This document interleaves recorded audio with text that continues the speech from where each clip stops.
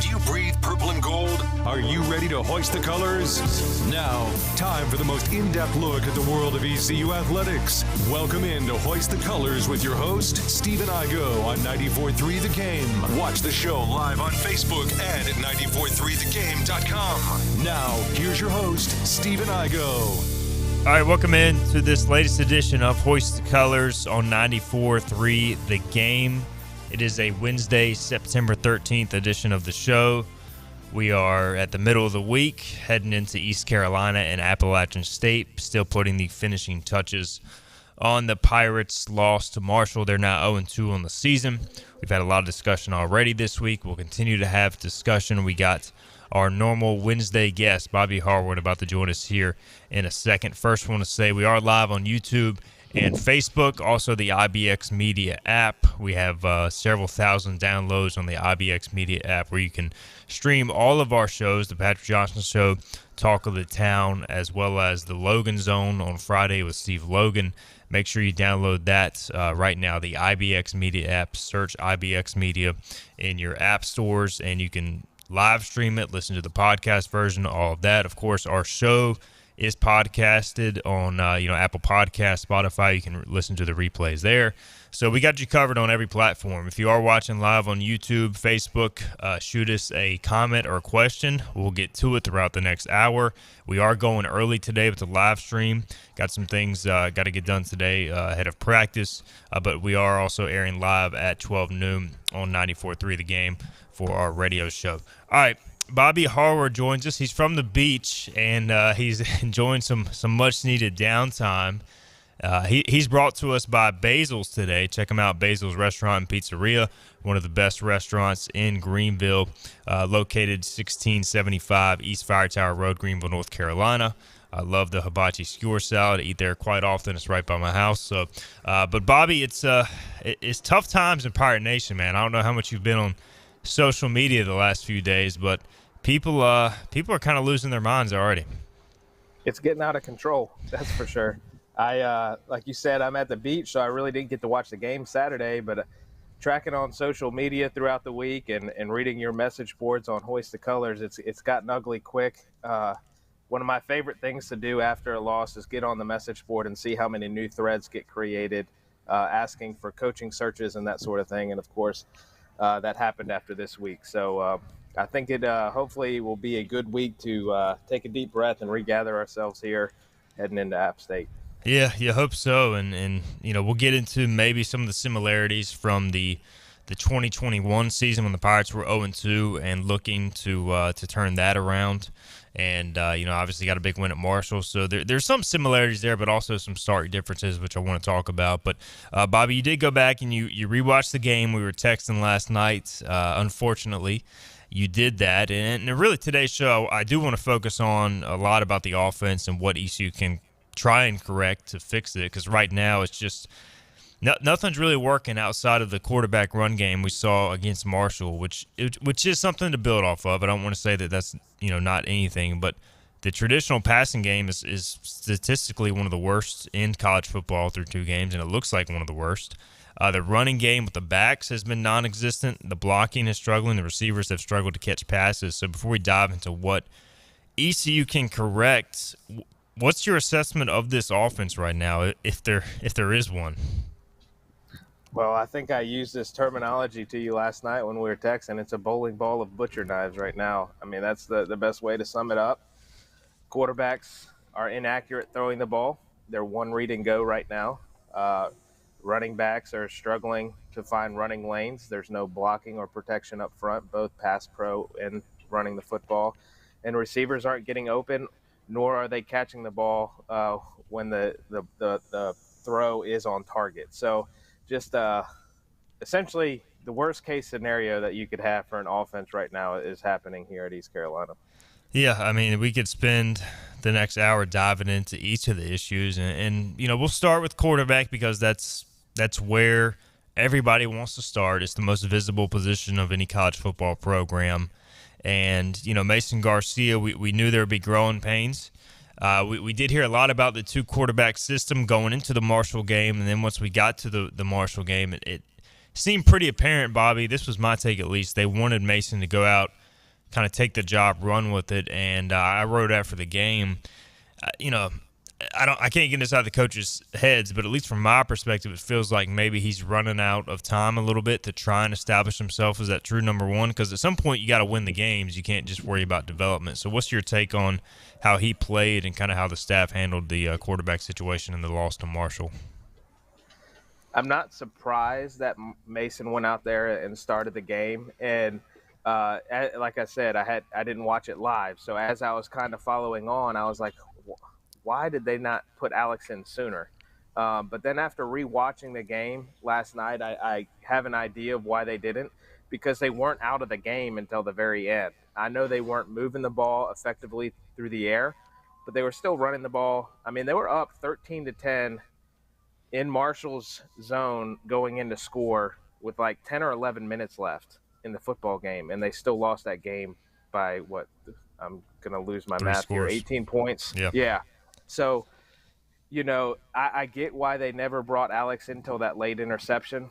I would be shocked if they do not go to Alex sooner in this next game, or if they don't at least start him. I don't know if they're going to start him or not. We'll see. But, I'd be surprised if they don't go to Alex a little bit sooner, because we've talked about it. Mason right now just seems so uncomfortable passing the football.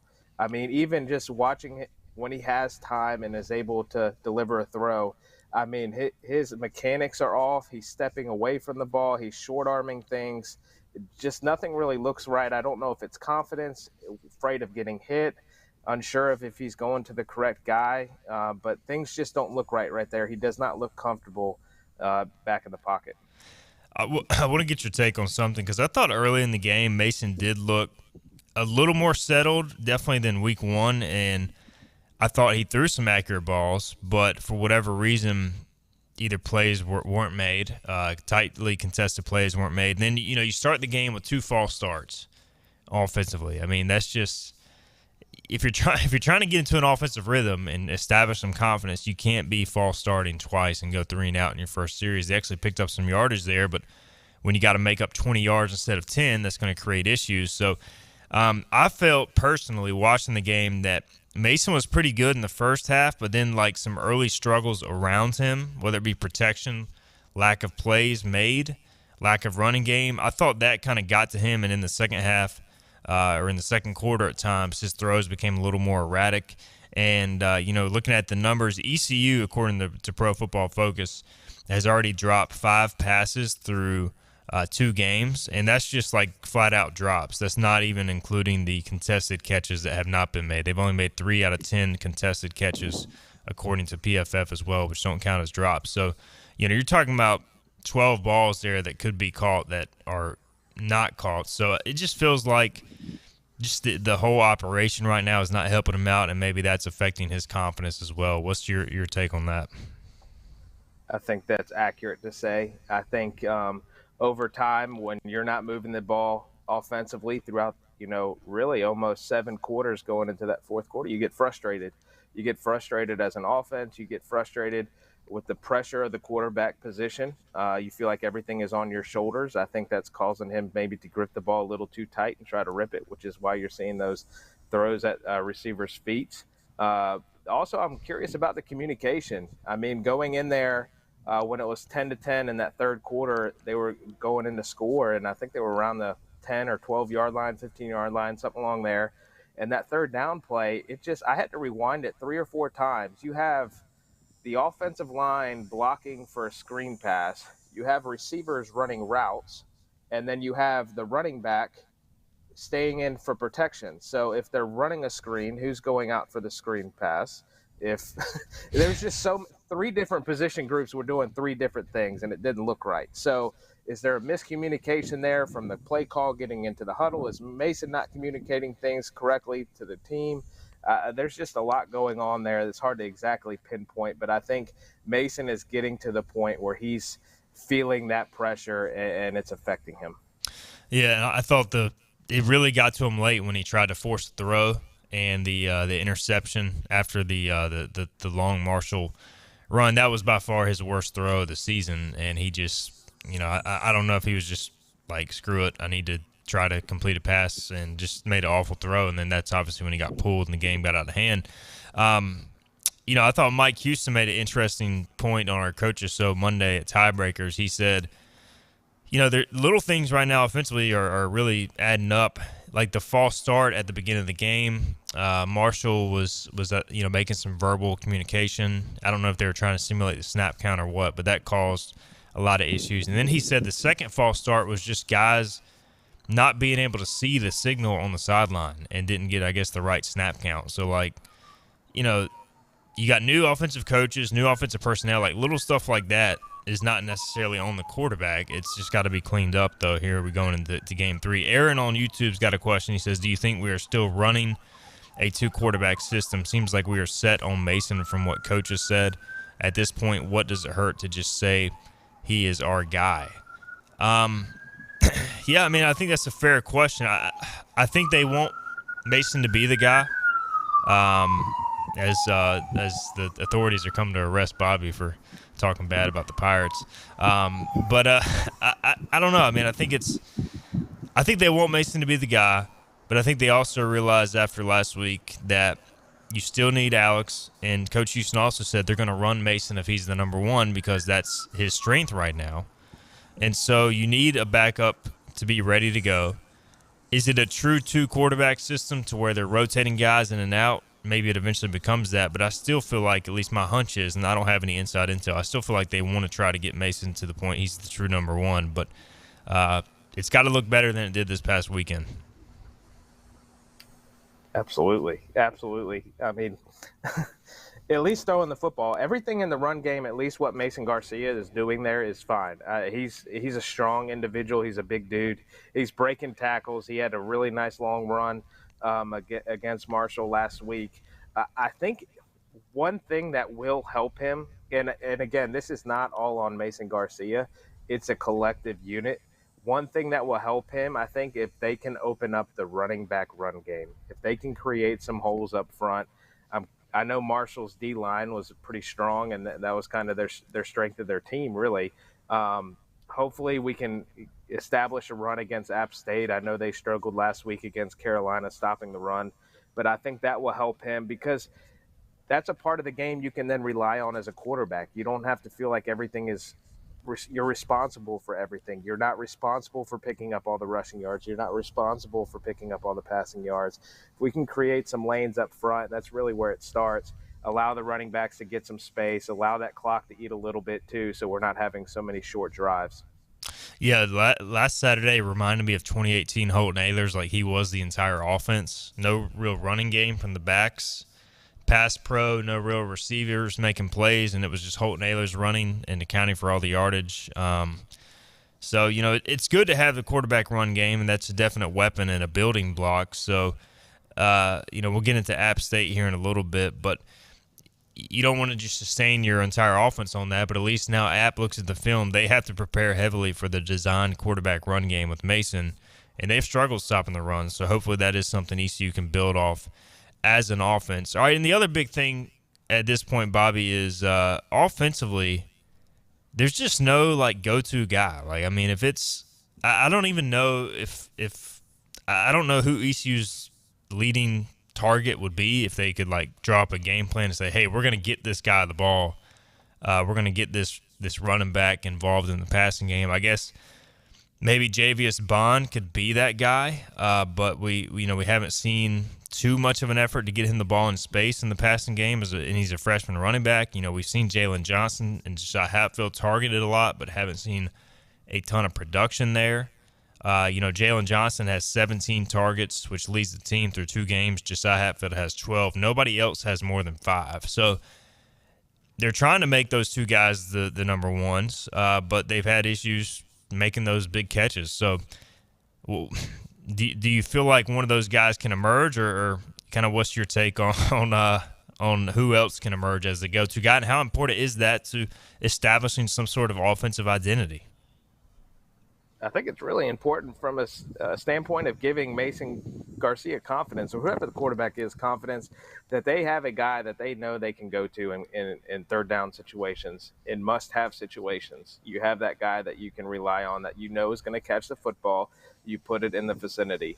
Going into the year, I thought it would be Jalen Johnson. I still think it will be Jalen Johnson. He's the most experienced player. He's had a little bad case of the drops here recently. And I think that's weighing on him a little bit mentally. But if he can get in a good groove, I mean, he had some issues with drops last year, and then he regathered himself. He settled down a little bit and finished the year strong. So I'm hoping he can still be that guy. I know Josiah Hatfield offers a lot speed-wise and as an electric weapon, but I don't know how much I would rely on him in the pass game. It's kind of always been just waiting for that next piece to fall with him, in the sense of waiting for him to have that big breakout game, having consistency in the offense. So Patterson is really the guy that I look for, Jahari Patterson, the transfer from Marshall. I'm hoping he can kind of step up. That's my guy. I know I hung my hat on him early in our preseason show as a breakout receiver option. So I'm hoping he can step up here and take advantage of some reps in these next few weeks.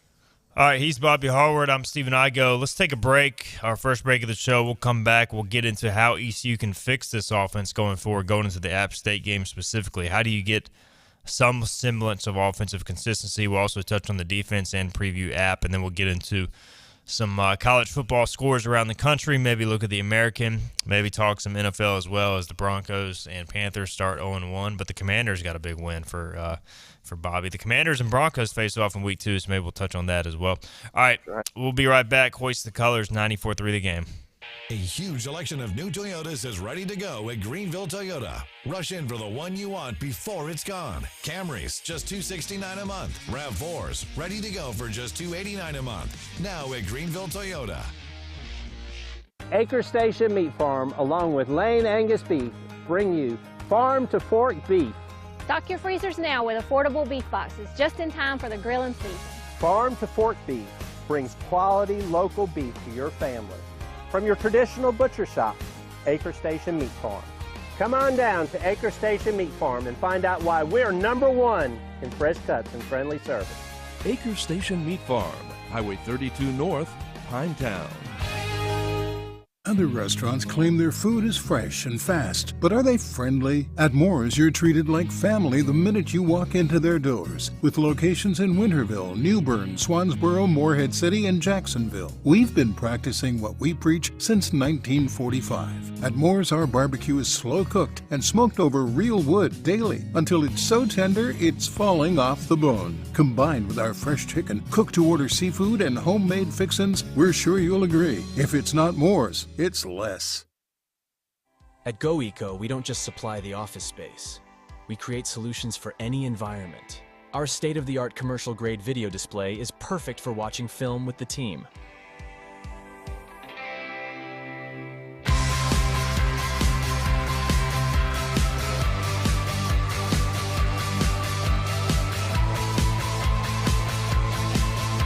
From film study to the field, elevate your game with GoEco.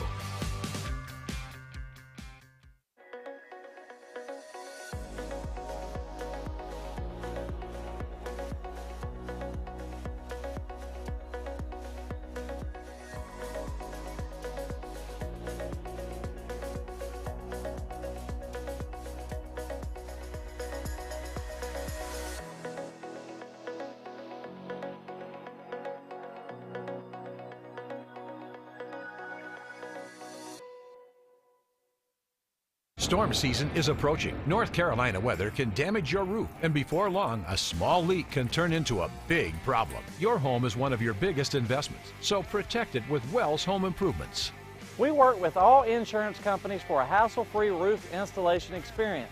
Call us today and get 10% off your roof installation when you mention this commercial. 252-227-8403 or visit us online at wellshomeimprovements.com. Wells Home Improvements. Local, honest, dependable. New Toyotas are ready to go at Greenville Toyota. Shop a huge selection with new inventory arriving daily. Don't see what you want? We'll find it or order it for you. Plus, fresh trades are rolling in and ready to go for delivery today. Rush to Greenville Toyota.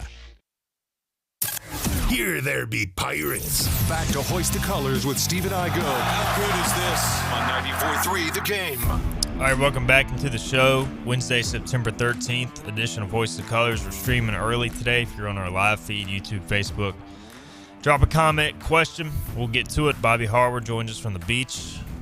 Nice guy to join us during his vacation. So I appreciate it again, Bobby. Jay on Facebook points out ECU has dropped a lot of catchable balls through 2 games. Yeah, we ran over the numbers earlier. 5 flat-out drops and only 3 contested catches total through 2 games, according to Pro Football Focus. ECU ranks dead last in the country in receiving grade. That is running backs, receivers, tight ends in terms of catching the football and getting open. So that's a big part of the issue.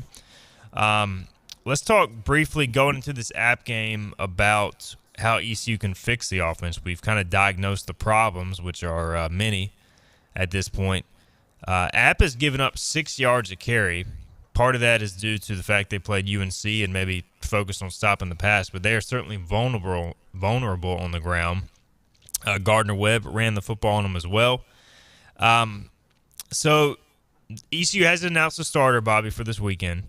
I asked Coach Houston at yesterday's press conference, basically, hey, we saw Mason come in, start the game, play the majority of the game. Can we assume that's the plan going forward, or is this still week to week? And he kind of said he basically didn't answer the question, which I didn't expect him to because you won't have to prepare for both. But he kind of said every week's a competition. I think at this point you kind of know who your starting quarterback is going to the game. I'm assuming Mason is starting.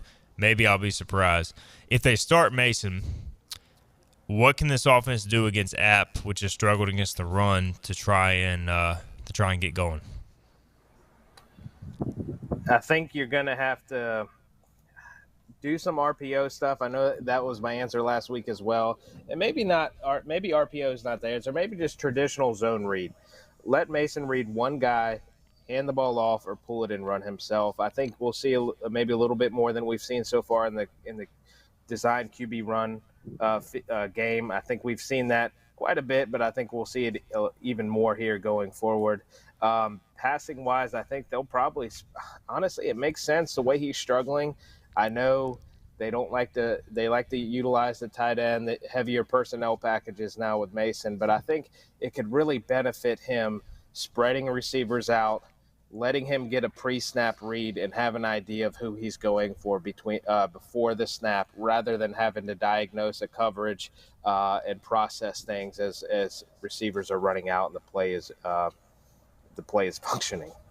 We haven't seen a ton of empty backfield through 2 games, and usually you would know better than I. They say that it's easier for a quarterback to kind of read what he's going to get from an empty backfield. Obviously, you do open yourself up to more pressure that way, but if Mason is at the point where he's basically one read and go right now, don't you almost want to go empty at times and let him make easier reads, or just tuck it and run? What's kind of your thoughts there? Absolutely. And that's what they did. If you look early on in Holton's career, that's what they did. They spread people out. They allowed him to get some pre-snap reads and have an idea of where he was going with the football. Just like Holton, Mason is a big dude as well who can run the football. So Mason has the ability to leave the pocket, run, and still pick up yardage. I know, again, you're relying on 5-man protection like you mentioned, but still Mason has the strength and the athletic ability to break and escape the pocket and still pick up some yardage running the football if what he sees is not open, or if the pressure's getting there a little too quickly. The other thing I'd be surprised if we don't see early on is maybe allowing Mason to throw a deep ball or two to give him hopefully some confidence. I know his arm strength is a thing where they're not throwing, I'm not saying deep crossing routes, but more so deep fade balls, allowing Josiah Hatfield to go out and get it, allowing Jalen Johnson to maybe go run under the football. So I think you'll either see a lot of fades or you'll see a lot of slants, quick hitches, kind of quick game passing schemes. I think they're going to stay away from any of those medium to deep developing route combinations. Yeah, I mean, and it's really been a surprise for me at the lack of go routes down the sideline that we've seen Mason throw through 2 games. He has attempted 1 throw over 20 yards, none last week. Alex Flynn has attempted 5 in his limited action, or it's either 4 or 5, either way. We saw the throw to Josiah Hatfield immediately upon entering. So we've heard so much about Mason, and I've seen it in practice. He's got the cannon, let it loose, and I don't know if it's just the play calling, him not wanting to take the shot or what. But, I'm thinking, Bobby, if I'm App and I'm coming into this game, I mean, you're just loading the box and making ECU prove they can pass the ball, especially with their running struggle, stopping the run defensively. Until ECU hits, 2 or 3 throws in a row, I don't expect App to really honor the pass at this point. Absolutely. You're going to see, 7, 8-man boxes against App. App knows where they're, susceptible in the run game, so they're going to try to prevent that. They've seen the film. They've seen ECU hasn't done a great job of executing offensively, so they're going to load the box. And also, when ECU does drop back to pass, right now, until the receivers show otherwise, why not play man-to-man coverage and send some blitzes at Mason Garcia and wreak havoc on him, try to make him all kind of discombobulated. So, that's what I think we'll see from App State. I'd be very shocked if they just rush 4 and drop back 7. That'd be shocking. I think you're going to see a loaded box. I think you're going to see a lot of man-to-man coverage on the outside until ECU shows that they can beat you. Yeah, they got to prove they can do it. We talked earlier about the need to get the running back run game going, and that sounds simple, but you got to block, and if they have more guys in the box than you can block, it's going to be tough to do that. That's why you kind of go to the quarterback run game. You get that extra blocker, get a hat on a hat. So I think we'll continue to see a lot more Mason Garcia run game if he's the guy.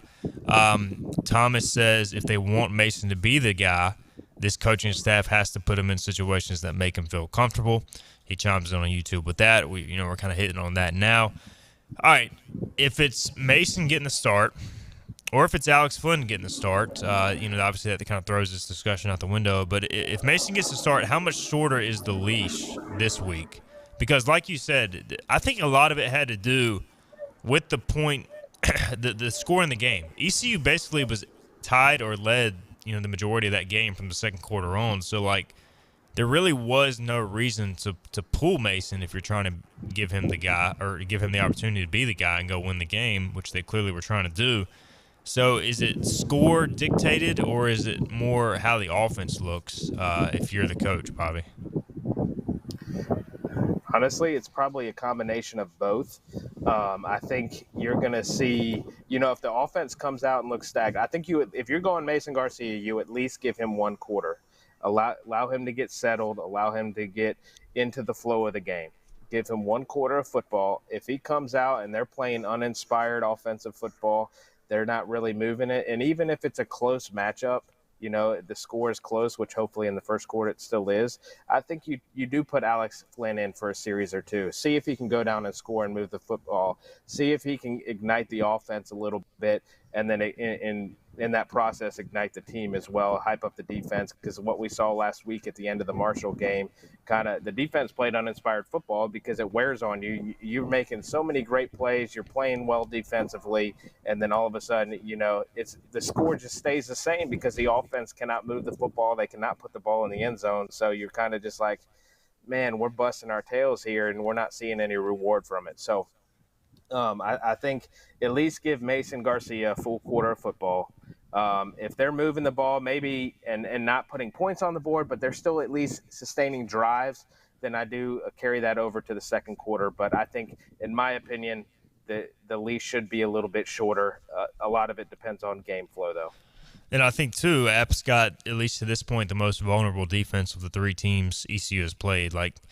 We're talking a lot about the offensive struggles. We should definitely note they played at Michigan, and then they played Marshall, which was a top 20 defense last year. So, these are good teams, but still it shouldn't look this bad. I think we do realize that as well. So, there's got to be a balance. On YouTube, Grant says Shane Calhoun needs to become more involved. Big target for a struggling quarterback. Yeah, he's got 4 targets through 2 games, and he's, one of your more experienced guy. Of course, he did get the touchdown pass. He did get a little banged up in the most recent game, but it sounds like he will play this week. May not quite be 100%, but is probably going to give it a go. So I've always been a big throw the ball to Shane Calhoun guy. He's not a burner, but he just seems to make the play more times than not. And for a team that has struggled to catch the football, Bobby, I want to see Shane Calhoun get more targets. So I don't. Do you agree with that, or what's kind of your take on the tight end situation? Because we just don't see the ball thrown to the tight ends quite a lot in this offense. I agree. You hear it all the time in the NFL, specifically, following the Panthers and hearing them talk about Bryce Young and how important that is to have a reliable tight end in Hayden Hurst. I think the same thing in the college game with a young quarterback. Have a safety valve that you can rely on, a big body target. Shane Calhoun is as sure-handed as you come and probably the most sure-handed player on the team, and he's a big body. Open up some pass plays for him, whether that's, I think quick crossing routes, maybe just do a stick combination and let him be the hitch and just try to put it on him quick and let him catch the ball, pick up 5 to 6 yards. He doesn't need to break a 15, 20-yard run. He just needs to catch the ball. We need to get positive yardage, so that sets up second and third down. All right, ECU App State going at it this Saturday, 3:30 kickoff, ESPN Plus. They're expecting a crowd of 40,000. I think the capacity is around 30, so it's going to be buzzing. It'll be a great atmosphere. ECU's first trip to Boone since 1979. I've never seen a game there, so looking forward to seeing that. Bobby, you were a part of a couple of ECU games, either as a student or as a coach. So, what do you remember about your throwdowns with the Mountaineers? Yeah, we talked about this a little bit before going on air, but 2009 was my first ever ECU football game, so I was a student that year. So I remember that being one of the hottest games that I've been to. It was scorching hot there at App State, or against App State at home. And I remember really offensive struggles were probably pretty similar to what we're discussing right now. I know they struggled to move the ball with Pat Pinckney and crew. So, and then in 2012, that was my first year on staff, moving into a student assistant role. I remember Lance Ray's kickoff return was a fun one. That was the Rio Johnson game. We talked about it a little bit as well. Mike Dobson led the team in rushing that game. So Vintavious Cooper had only 3 attempts for 6 yards. So that's interesting to see how the careers kind of progressed over the next few years between Vintavious Cooper and Michael Dobson. Yeah, I'm looking at the box score now from 2012. Rio Johnson, 28 of 43, 242, 2 touchdowns, 1 pick.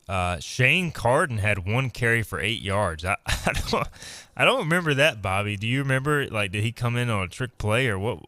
Any idea what happened there? I think he came in late. I think he came in a little bit late. I don't remember it exactly, but I know we won the game 35-13. So probably when it was getting a little out of hand there towards the end, he came in. Reese Wiggins, we talked about that, led the team in receiving. So, yeah. Some of these names, Hunter Furr had 2 carries for 16 yards. He was the hyped-up UNC transfer that, didn't really do a whole lot. Reggie Bullock. Justin Jones had 2 catches for 45 yards. Andrew Bodenheimer, Zico Pursuit, Derek Harris, the brother of Dwayne Harris. So Lamar Ivy had a pick, and then Lance Ray had the kick return. So that was a weird game, man. And ECU ended up winning, pulling away at the end, 14 unanswered in the fourth quarter to win 35-13. But we'll see what happens this weekend. Go ahead. Without looking at the box score, who led the team in tackling that game? Oh, wow. 2012. Gosh. Was it Bradley Jacobs? Was not Bradley Jacobs. It was one Kyle Tudor. Kyle Tudor, wow. Now he was pretty good for like a year or two, and then ended up graduating and moving on. So yeah, I think he did some NASCAR stuff maybe for a little bit. That's right. Yeah, so that was just a weird team. 2012 was a strange year because how it started was much different than how it finished. As Shane Carden ended up getting that starting job really the next week at the end of the South Carolina game and running with it. And then the Pirates, of course, had a good season. All right, let's get a break in, and we'll come back. We'll take a look around the country in our last segment with Bobby and look around college football, look around the American, maybe talk some NFL as well. So we'll be right back. Hoist the Colors, 94.3 The Game. Air Service is back at Pitt Greenville Airport, offering safe, clean facilities and flights from American Airlines. That means the short commute, quicker lines, and better prices that get you where you're going fast and easy. See it for yourself. There's great things inside at Pitt Greenville Airport. The best burgers around. Everyone loves a thick, juicy, and fresh burger.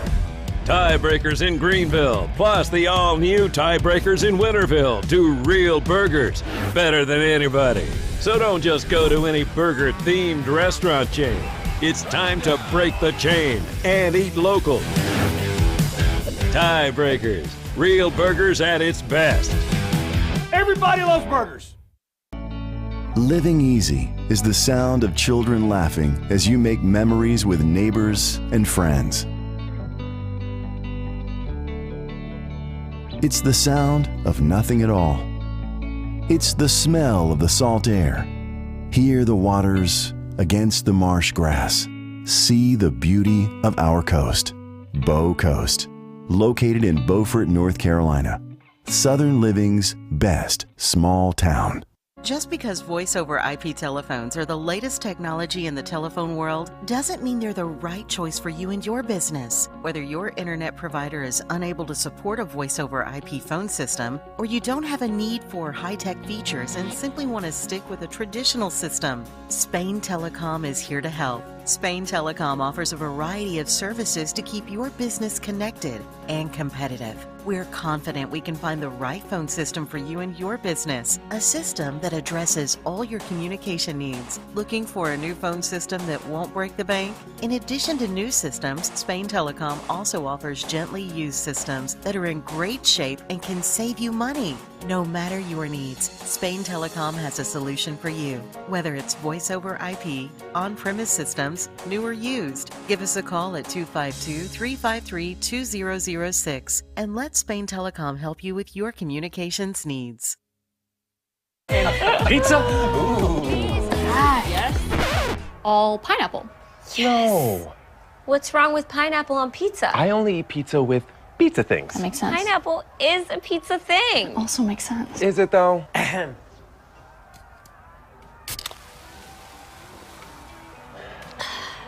This tastes great. That we agree on. Let's agree to agree. Pepsi Zero Sugar tastes great. Can't you just pick off the pineapple? Air Service is back at Pitt Greenville Airport, offering safe, clean facilities and flights from American Airlines. That means the short commute, quicker lines, and better prices that get you where you're going fast and easy. See it for yourself. There's great things inside at Pitt Greenville Airport. This is ECU head football coach Mike Houston, and you're listening to Hoist the Colors on 94.3 The Game. All right, welcome back into the show. Bobby Harward with us on this Wednesday. He'll join us every Wednesday. He's brought to us by Basil's. Today, check him out, East Fire Tower Road by the movie theater. Great salads, great pasta, great burgers, pizza, everything. Good spot for sure here in Greenville. Eat local, drink local, Basil's. Bringing us Bobby Harward today. And Bobby, so we talked a lot of ECU. And in our final segment, I want to look around college football. I was going to preview this week's Week 3 college football schedule, but this might be the worst schedule I've ever seen. I don't know if you've looked at the schedule. I don't think there's one game that sticks out to me. It's pretty bad. It's an awful slate. It is an awful slate of college football, unfortunately, which makes sense why I was like, is ESPN and College Game Day just joining the prime hype train and going to see Colorado State? Like, who around the country outside of the state of Colorado watches that game? But there's nothing else to go to, really. Yeah, it's bad. And so, like, I'm mad when I'm on the road because I can't, see other college football traveling to ECU games. But I'm kind of glad this is a road game for ECU because I'm not missing anything. I do want to look at the American because a lot's being made about ECU struggles here locally. The conference as a whole had a pretty lackluster second week. I just want to read some of these scores. Washington, which is a really good team, no shame here. Tulsa loses at Washington 43-10. Oklahoma really kind of dominated SMU offensively. They really shut down SMU offensively, I should say. The Mustangs were held to 11 points. They lose at Oklahoma 28-11. It was a really low-scoring game till late. Ole Miss ends up beating Tulane 37-20. That was without Michael Pratt. Ole Miss ended up having to run away with that in the fourth quarter. Actually, a really good game. Tulane looks like they're legit again. They almost beat a really good Rebels team without their quarterback. But outside of that, just, UTSA struggled to put away Texas State. They did win. Navy beat Wagner. Of course, we know the ECU result. But then you had Georgia Southern beat UAB by 2 scores. You had Ohio go to FAU and win. You had FIU beat North Texas. South Florida kind of struggled with Florida A&M. Charlotte put up a fight but lost to Maryland 38-20. And then Rutgers smashed Temple 36-7. I would say that the most impressive performance of the weekend was Rice. They beat Houston in double overtime 43-41. So, I don't know. Any big takeaways from the league thus far very early in the season, Bobby? Very underwhelming so far. Yeah. To your point, there's just not a lot of good football. North Texas looks bad, losing to FIU, Florida Atlantic, and Ohio. Like, those are just traditionally, you would think those are teams that the American Conference should win. I'm interested to see what UTSA, who they really are. We saw they lost week 1 to Houston and then struggled with Texas State. Texas State beat Baylor the week before, so is Texas State actually pretty good? I don't know. I'll be honest, Charlotte was pretty impressive against Maryland early on. They were winning that game while Biff Poggi may be the most interesting man in college football, but he does have them playing hard. And, Temple is just – I think that's why we have to relax as ECU fans. I know it's frustrating starting 0-2. There's a lot of football left to play. And as you can see, this conference is still very winnable. There's a lot of games that are still up for grab, and we could still very well be playing for a conference championship. Now, do they have to get things going offensively specifically? Absolutely. But things are still up for grabs, and this coaching staff still has a few weeks to figure things out. Memphis is the only undefeated team after 2 weeks in the league. They smashed Arkansas State 37-3. So Arkansas State lost to Oklahoma 72-0, and then Memphis 37-3. Everybody else is 1-1 except for ECU and North Texas, who are 0-2. Of course, if it would help if the Pirates had an FCS game early instead of week 4, but that's another conversation for another day. Of course, they could have just beat Marshall too. Let's switch gears, talk about the NFL, Bobby. And so we talked about it last week. You're with the Panthers. You're riding with the Panthers. So we'll start there. Bryce Young, up and down in his debut in a difficult loss. The Panthers always struggle in Atlanta, it just seems like. So they lose an opener. But what did you think of Bryce Young and the Panthers? Thought he looked poor. I thought at moments he looked really good moving the football. They had a few drives there. Their very first drive, they took it all the way down, I think, to the 10 or 15-yard line, and then went for it on 4th down, so they didn't get any points. I think it was a little eye-opening for Bryce Young. Jesse Bates, the safety for the Falcons, picked off 2 passes, and I think he even said in his post-game that he was not expecting him to be able to make those plays. So seeing some live bullets, some really good NFL players, especially at the safety position. It's, guys that were on the bench in the preseason, seeing them able to make plays in a live action game, I think opened his eyes a little bit. But everything we've heard, he's a very, very intelligent dude, and I think he'll be able to bounce back and learn from it. I was very disappointed in the run game for the Panthers, though. Miles Sanders did not do much, which also in turn affected my fantasy and DraftKings lineups. Yeah, shout out to the Cowboys defense for single-handedly winning my my fantasy matchup over the weekend. That was something else. They put up 35 points in a shutout victory over the Giants. So Panthers, I mean, they're pretty. It's a pretty important week 2 game, especially starting with 2 divisional games, having the Saints come to town on Monday Night Football. And, the division I don't think is going to be the strongest, but all of a sudden, if you start 0-2 with 2 divisional losses, you could be behind the 8 ball quickly. So this is a big game Monday night for Carolina. 100%. 0-2 start in the division is not a good look. 0-2 period is not a good look. I can't remember. There's some statistics that I'm sure that will be thrown out on social media because it happens every year of the chances of making the playoffs starting 0-2 compared to 1-1. So it is a big week for them. You add on the fact that it's a division opponent, and of course they're going to broadcast Bryce Young's home debut on Monday Night Football. So it'll be a big game. I'll be honest, though, I was not impressed with the Saints week 1. I know they played the Titans and pulled out a victory, but that's not a very good Titans team. So we'll see. I still think the division's up for grabs. I'm excited to see this coaching staff evolve. I'm just really glad that Frank Reich is on the sideline. I feel a lot more confident in him and their staff being able to make adjustments. Yeah, they should be a team that gets better throughout the year, at least theoretically, with obviously the young quarterback. So big game Monday Night Football. It'll be interesting to see how they respond. And you look at another team that's looking at a potential 0-2 start, my Denver Broncos. They lose to the Vegas Raiders at home.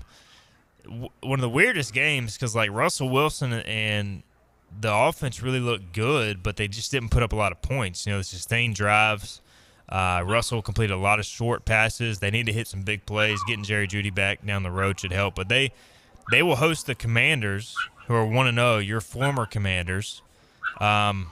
Struggled to put away Arizona, Bobby, but at least they did start 1-0.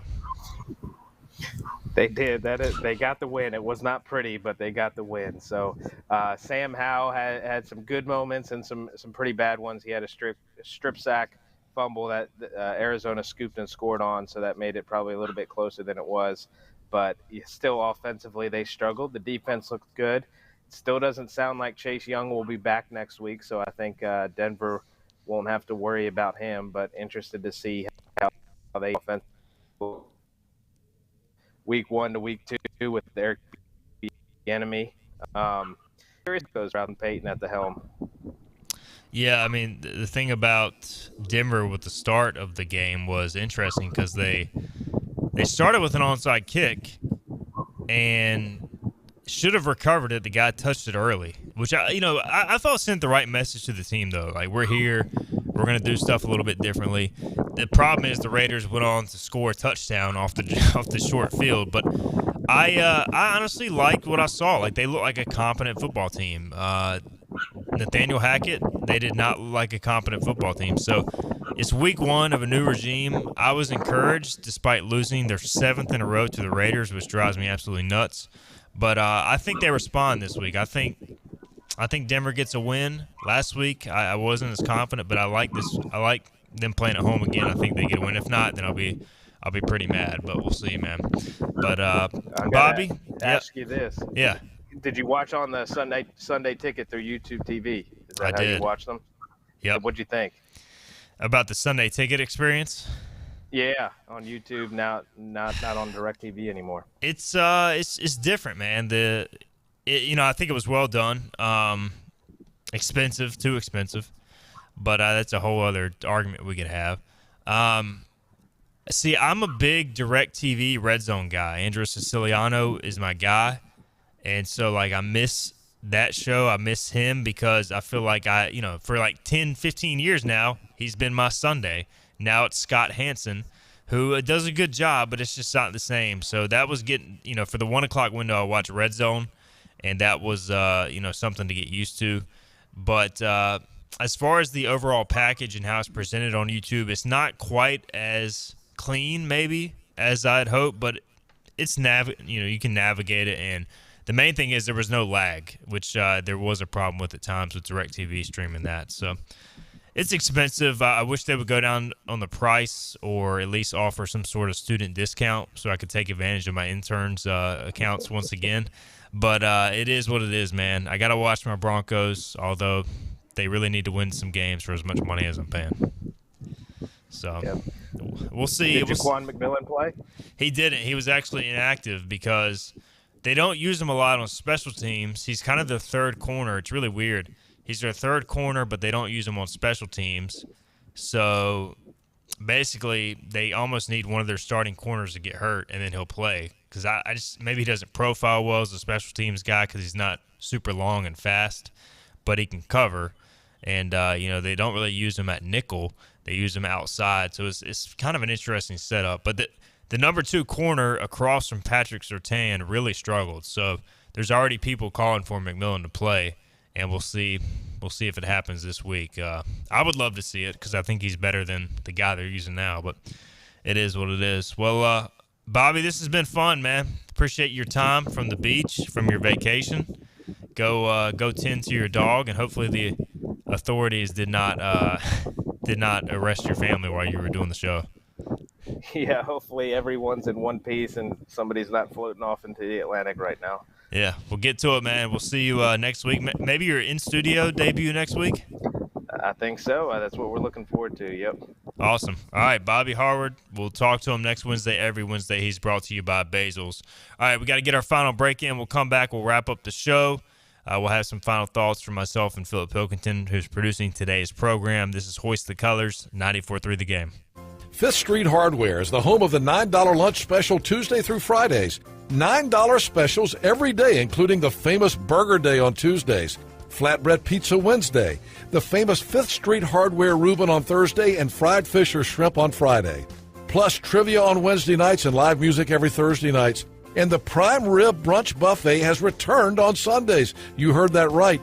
The Brunch Buffet with all the great items, including prime rib. 5th Street Hardware in downtown Greenville.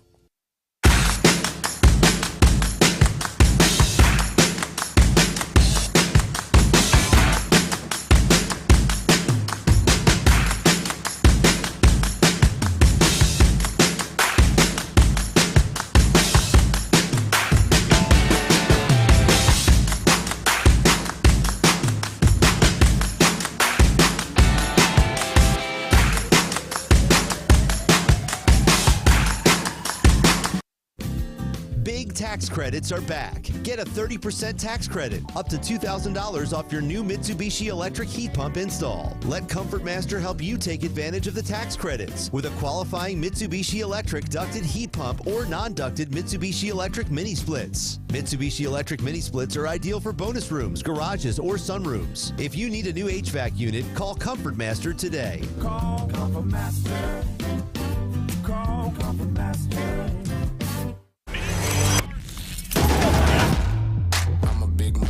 You can't name a lot of things that I didn't do. Stacking paper like a book, not a Kindle. You outdated, I'm the one they getting into, and I won't break a sweat. Let's get it, let's get it, let's get it, let's get it, let's get it, let's get it, let's get it, let's get it. Child, please, I don't need a towel, please. Are you game day ready? Anson Belt, the official belt of ECU Athletics. Are you ready for a digital hair color revolution? The Color Master Factory by Chi and LG. A masterpiece of innovation, unlimited color formulations, limitless possibilities, long-lasting color. Chi.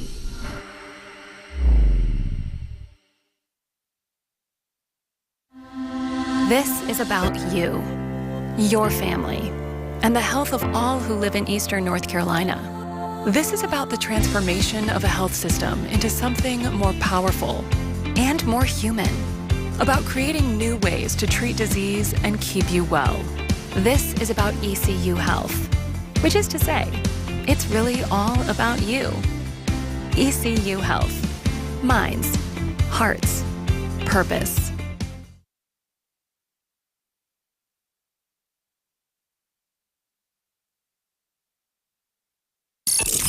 Pirates play here. Arr! This is Hoist the Colors Radio with Steve and Igoe. Yes! That was so good! On 94.3 The Game. All right, welcome back into the show. Thanks again to Bobby Harward for taking some time to join us from the beach during his vacation. Got a couple minutes left. Got a couple more comments on Facebook we didn't get to. Just talking about the offense. Jay mentioning Ventavious Cooper, who we talked about with Bobby, says he made a living off short swing passes and making a man miss. Would like to see us run that type of play more often, especially with the inexperienced QBs. Chase says O-line needs to block and give the quarterback time. Simple as that. And Jay adds that the UTSA quarterback Frank Harris, in his 7th year of college football, got banged up in the UTSA win over Texas State. So we'll keep an eye on that. Pirates take on UTSA in November later this year. All right, Philip Pilkington, he's producing today's show. He's behind the glass. And Philip, we were talking in between breaks about our picks, which we do every Friday, and I think I'm now a combined 2-9 against the spread in college, and we're both off to a 2-3 start in NFL. And I owe a apology to the 49ers. I believe you do as well. Yep. My lock of the week was Steelers win by 10 or more, and I look like a complete idiot. So I'm never riding with the Steelers again. Yeah, my friend, so I had a friend, Pat, he texted me when I made the pick. He's a Niners fan. His son actually is a Steelers fan. So he was giving me crap about picking the Steelers, and then he called me right after the game and said, I want a public apology on the radio. So, Pat, here's your public apology. I doubted your Niners. I doubted Brock Purdy, and I'm sorry. Yeah, I just, Niners going to the East Coast, Steelers not getting much hype. Yeah, 10 a.m. game. Steelers always start out hot, too. And it seems like the 49ers usually lose week one. They could be playing, Rose High School, and it seems like they lose week one. They're never a good week one team, it seems like. They lost to Denver early in last year's season when Denver was awful. Yeah. So it just all added up to a Steelers win. I was confident, and sometimes you're dead wrong. Yeah. And I'm going to admit, I was dead wrong. I could not have been more off. The Niners look like a potential Super Bowl contender. Of course, there's 17 more weeks to go. But I got to figure out what I'm doing. We talked about how to fix the ECU offense. I got to fix my picks. 2-9 against the spread in college. I was about to say, if you're going to Vegas for the weekend, just listen to Igoe's picks. Do the opposite. Bet on the other team, and you should end up in the black. We're going to turn it around, though. It's a long season. We're having staff meetings every day. I'm going to figure it out. I can promise you that. We'll get it figured out, guys. All right, tomorrow we've got Mark Yellock, former ECU defensive lineman, scheduled to come on, and former ECU D-line coach. He'll join us to talk about App State. We'll be with you 12 noon on Thursday. This has been Hoist the Colors with your host, Stephen Igoe. Tune in weekdays at noon for all things ECU sports. Get a recap of the show at 943thegame.com, on Twitter, Facebook, or anywhere you get your podcasts. We're back tomorrow with more of Hoist the Colors on 943 The Game.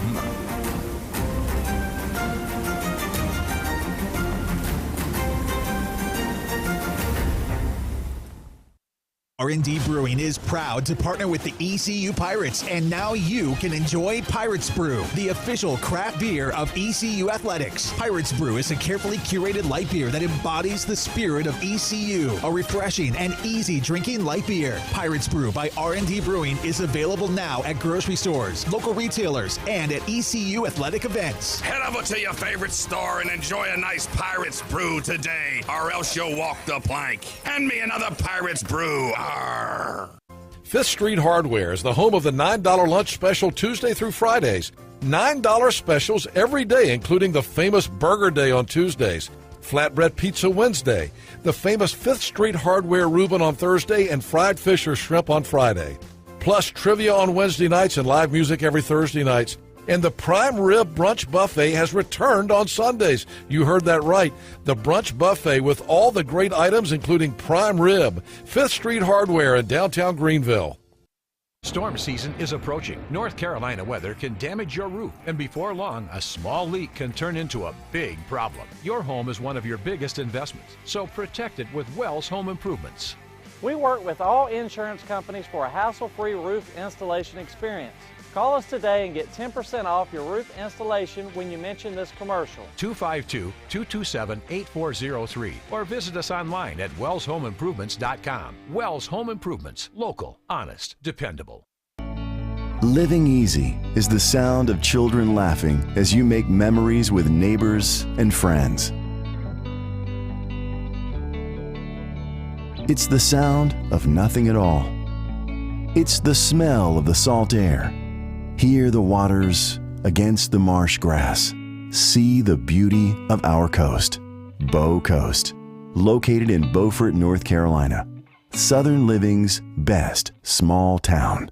Just because voice-over IP telephones are the latest technology in the telephone world doesn't mean they're the right choice for you and your business. Whether your internet provider is unable to support a voice-over IP phone system, or you don't have a need for high-tech features and simply want to stick with a traditional system, Spain Telecom is here to help. Spain Telecom offers a variety of services to keep your business connected and competitive. We're confident we can find the right phone system for you and your business, a system that addresses all your communication needs. Looking for a new phone system that won't break the bank? In addition to new systems, Spain Telecom also offers gently used systems that are in great shape and can save you money. No matter your needs, Spain Telecom has a solution for you. Whether it's voice over IP, on-premise systems, new or used, give us a call at 252-353-2006 and let Spain Telecom help you with your communications needs.